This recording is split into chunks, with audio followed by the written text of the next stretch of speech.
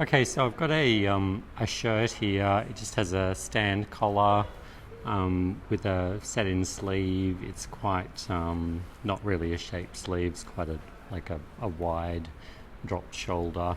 What we're going to do to set ourselves up though is we're going to use this front finished edge as a guide. So I'm going to start by drawing a line down here. This is going to be our guideline.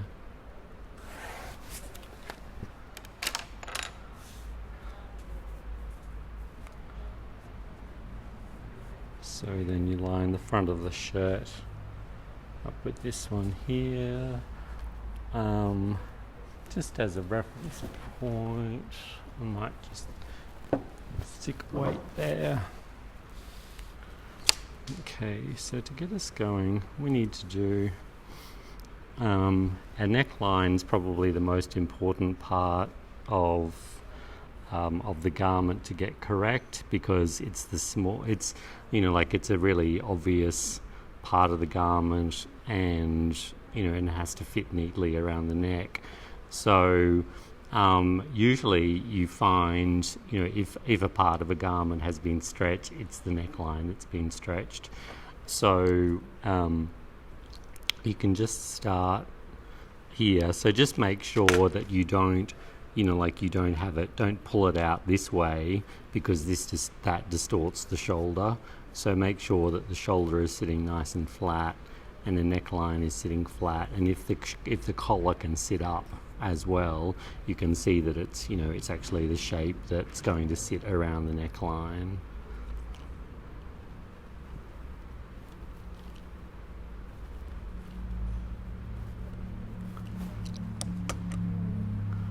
Once you've got that, and always keep in mind that it has to stay here. So as you're pulling this across and making the shoulder and the armhole sit flat, make sure that you're not pulling this away, because it means you'll end up with a wider shoulder than you would actually want. And there's no need to draw along that shoulder line there. If you've got your neckline in the right position, if you've got your centre front in the right position, you just need to mark the shoulder point there, where the shoulder intersects with the armhole. And then you can just fill that in with a straight line as you go along. And again, keep this nice and flat. It can get a bit tricky if you've got a really shaped armhole. As you're trying to get the armhole shaped, this can all pull around.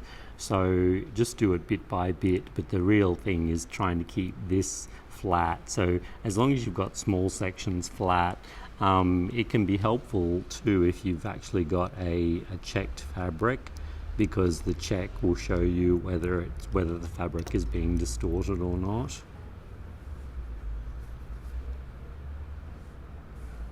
And sometimes too, the check fabric, it means that you can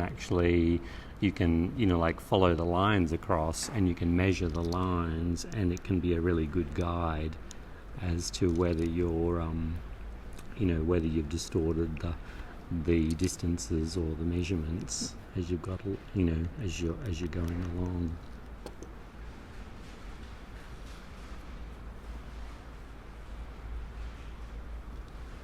And hold this at the underarm as you're going down here, and make sure that as this is pulled down, that you're not pulling this across and distorting all of this. Keep go back to your center front reference line. Again, you've got a little bit of shaping here on the side seam.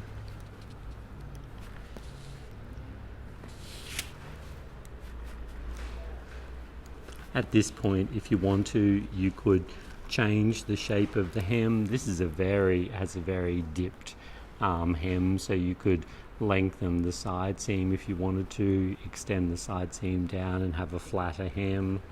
So you could adjust the design as you go along. You could, I suppose, if you wanted to at this stage, you could mark in your button positions. It's not something that I ever do myself, but it's a good reference point to have. What happens now is that we've got that basic shape marked out. If you want to keep the same fold back facing as we've got here, you can then use, because this line here is this finished edge, so it includes the extension. So it looks like, because this is a sheer fabric and you can see through, what they've done here is that they've taken the facing from here back to here and then back to here again underneath. So the inside, the fabric goes all the way back to here. So you've actually got 3 layers of fabric supporting the buttons and the buttonholes, which is and because the fabric is quite sheer, it means that you don't, you can't just see the seam allowance in here, which is good. The other option is that you can have a narrower one, or you can do on this one can do 3. So I'm going to do 3 centimeters, and then just with another centimeter that folds underneath. And that'll depend on the thickness of your fabric as well. So you can do a thicker fabric. You obviously don't need the double roll underneath. And then the shape here of the neck going around. The shoulder there, and for some reason I don't have my cross there, so I'm going to have to pop this back on the shoulder.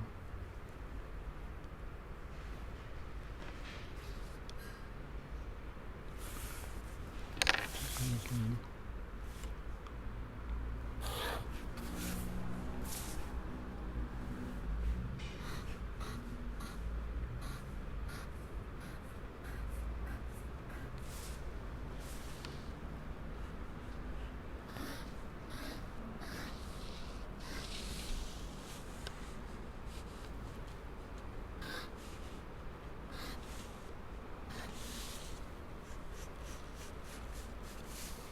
And as you come into the centre front, just draw a little bit of that freehand, but make sure that that's at a right angle as it comes into the centre front there. And there's your front piece.